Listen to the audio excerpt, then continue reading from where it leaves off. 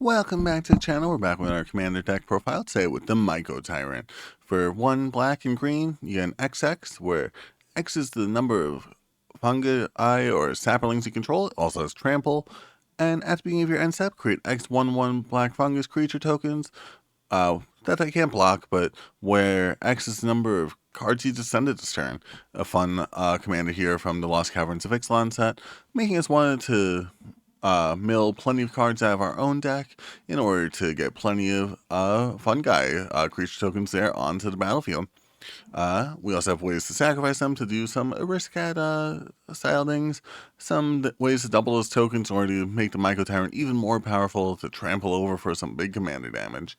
But that's the general overview of the deck. Let's get into it card by card. Altered Dementia, sacrifice a creature, aka one of those tokens, because we're going to have plenty of them on the battlefield at a certain point in the game. And then target player puts a number of cards equal to the sacrifice creature's power from their library into the graveyard, allowing us to then mill ourselves in order to keep milling in order to get more and more fungi for the next turn. Be careful you don't deck yourself out with this deck. You could also potentially deck out your opponent, though, if you get the Mycotyrant to be strong enough and just sacrifice that in order to make your opponent mill those cards. Arcane Signet for some mana. Ashnod's Altar, another way to get some mana off of sacrificing our fungi creature tokens in order to make even more fungi. Mesmeric Orb, whenever a permanent becomes untapped, aka potentially one of our fungi, target permanent's controller mills a card, allowing us to mill some cards, mostly, but also potentially hurting our opponent's plans, because it's untap, upkeep, draw, making it so that if they put something on top of their deck, they're going to have to mill it first.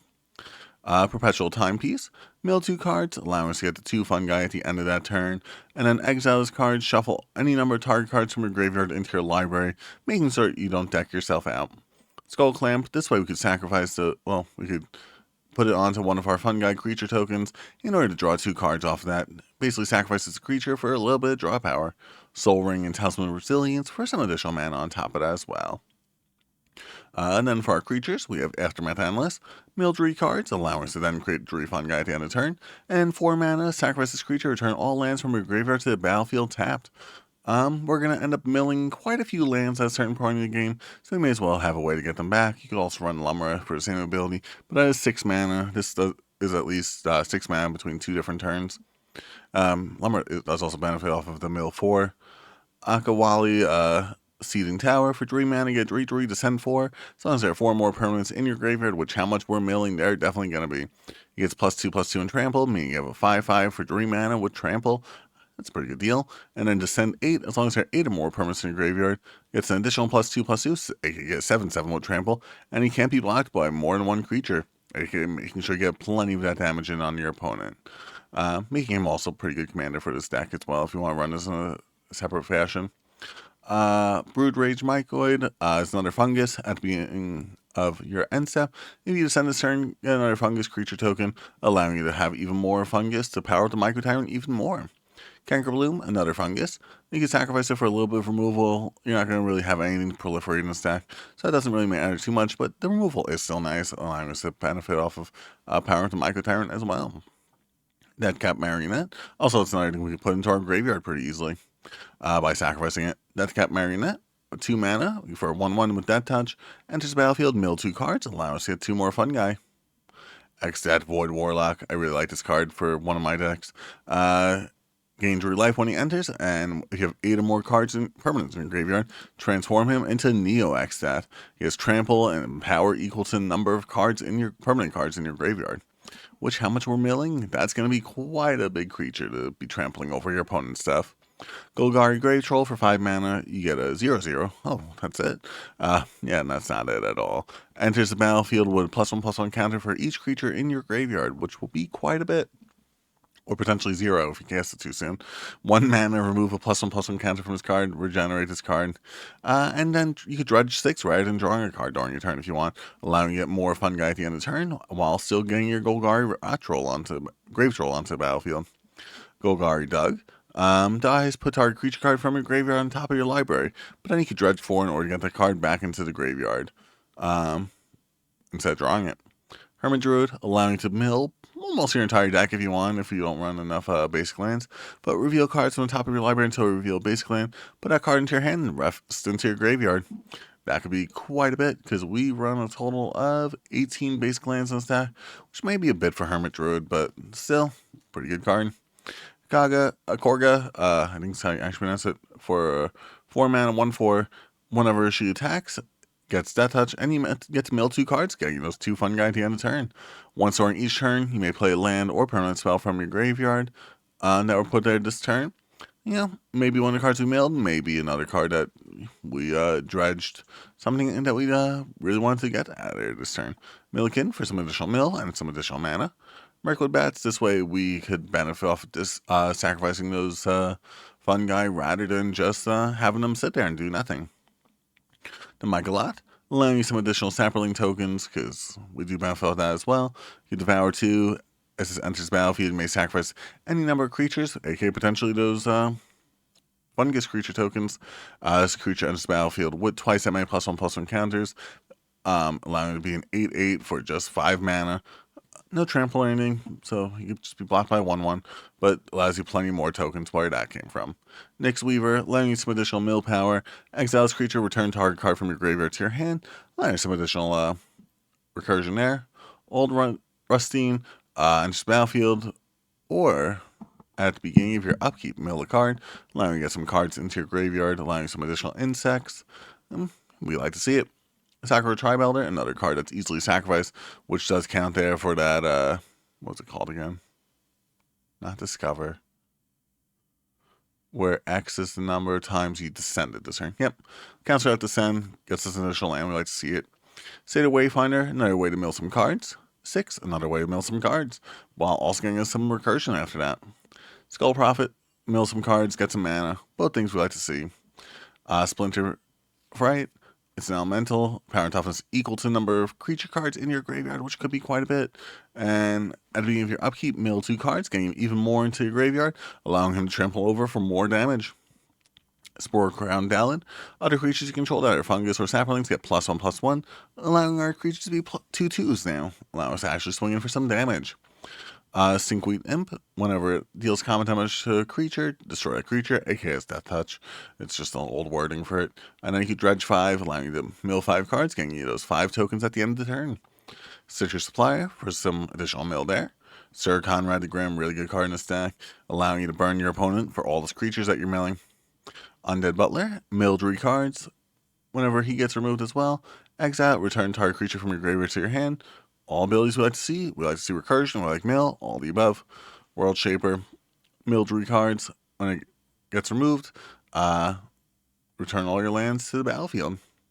Once again, just some really good abilities here in this deck. Beastmaster Ascension. Whenever creature control attacks, put a quest counter on its card. Creatures control get +5/+5, making Mycotyrant even bigger to swing in for some additional damage, making it even really easy to swing in with that much damage, because we're going to have plenty of tokens to be swinging in with, as you can see by how many things we're milling. Cemetery Tampering, at the beginning of your upkeep, you may mill 3 cards. There are 20 more cards in your graveyard. Play the exile card without paying its mana cost, because we hide away 5, look at the top 5, banish 1, and then cast it for free when you have 20 or more cards at the beginning of your upkeep. Crawling Infestation, another way to mill some cards, get some more tokens. They're not fungi or sapperling, so not the most useful tokens, but still super helpful for us. Crawling Sensation is the same thing, essentially, just in terms of what we're looking to do. Deadbird's Chant, and mill 10 cards, allowing us 10 tokens at the end of the turn, and then we get a creature back at the end of one of our turns. Where's that upkeep? Nope, at the beginning of our upkeep, so at the beginning of one of our turns, if it makes it around.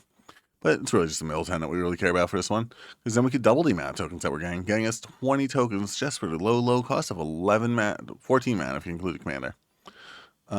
Insidious Roots, allowing us some additional plant tokens there as well, and allowing our tokens to tap for some mana, allowing us to get some big plays off at a certain point. Moldervine Reclamation, whenever a creature control dies, aka one of our tokens gets blocked, we gain a life and draw a card, potentially decking ourselves out. Parallel Lives. Why create just the 20 tokens for 14 mana when you could create 40 tokens for we're at 14, so we're at 18 mana now. Rules on Death allows you to mill some cards, allowing you to get those tokens at the beginning of that end step then. As always, we'll go through lands last. For our instance, we have Another Chance. Mill 2 cards, return 2 creature cards from your graveyard to the hand. Allow us to mill, allow us to recursion, all stuff we like to see. Assassin's Trophy for removal, Beast Within for some removal. Fungal Rebirth, return target permanent from our graveyard to our hand for that recursion, allowing us getting some sapperlings as well. We have Grapple to Pass, allowing us to mill, some recursion, all stuff we like to see. Grizzly Savage, some mill, some recursion, all stuff we like to see. We may have heard that one before. Harrow, allow us to sacrifice our lands, allowing us to get that not dredge, why do I keep blanking on this word? Descend ability off, allowing us to get some additional lands on top of that. Heroic Intervention for the protection there is what, because we are quite susceptible to board wipes. Plunder Forbidden. You may sacrifice one or more creatures. When you do, copy a spell. You can sacrifice all our tokens, draw that many cards, and lose that much life. Second Harvest, for each token you control, get another token. I mean, we're doubling the amount of tokens we control, and we're essentially quadrupling them, and then octupling them with having our token doublers on the board. Village Rites, for sacrificing our little tokens, get some draw power off that. Breach the Multiverse, allowing us to mill 10, getting a card back from everyone's graveyard. Super fun card in this deck, allowing us to get plenty of tokens and plenty of creatures, all stuff we want to see. Cultivate for some mana. Fungal Sprouting, put X 1/1 green sapling tokens onto the battlefield where X is the greatest power among creatures you control. I mean, we're basically doubling our commander's power at that point. Lich Knight's Conquest, sacrifice any number of artifacts, enchantments, or tokens. Well, we have tokens. Return that many creature cards from your graveyard to the battlefield. Like to see it. We like the recursion.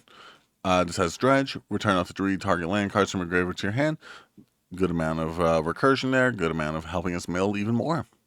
Overwhelming Stampede, allowing it so that we can basically win the game, because we're going to be giving all of our tokens +X +X, where X is numbered. We're basically Crater Hoof Behemoth. Wait, we don't have Crater Hoof Behemoth in the stack.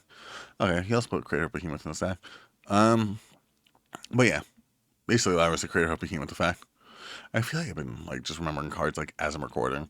Rampant Growth for some additional mana. Reanimate to reanimate one of the cards that we have most certainly milled. Rise of the Witch King. Exile target. Each player sacrifices a creature. If you sacrifice a creature this way, you may return another permanent from your graveyard to the battlefield. We sacrifice one of our tokens, get back our best creature. And then Squirming Emergence. Return to the battlefield, target non-land permanent card in your graveyard, and have value less than or equal to the number of permanents in your graveyard, which, I mean, it's not hard to find. We have plenty of permanents in our graveyard. But that's the video there. If you guys like the deck, make sure you like the video. If you guys have your own comments on how you'd run the deck differently, make sure you leave that down there in the comment section, or whatever commander you want to see covered next. Or, well, not next, but within a couple days when I record next. But yeah, I hope you guys have a great rest of the day.